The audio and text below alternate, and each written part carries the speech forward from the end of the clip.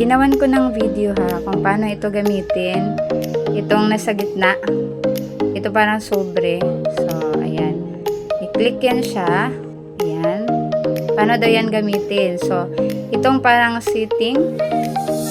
Ayan, i-click yan siya. Tapos, ayan. Yung sa taas is, yan yung yung parang, kung gusto mong i-lock yung panel mo kasi ayaw mo may nakaupo na iba tapos hindi mo kilala. So, pwede mo yan i-on. So, yan. So, kailangan mo munang i-invite sila or kailangan mo munang i-click yun para makaupo sila. So, gusto mo namang automatic yun. So, i-off mo lang yun. So, yung isa naman, balik tayo. Yan. Yung sa baba, pag i-on mo yan, join the fans club yan sila.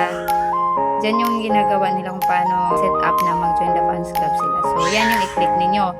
Kung ayaw mo naman, kasi gusto ninyo automatic na silang makaupo, ayun, off mo lang.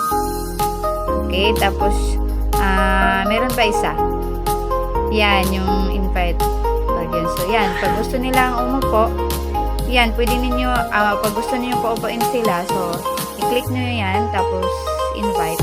Kasi, may nakalagay din yan, pag i-okay nila,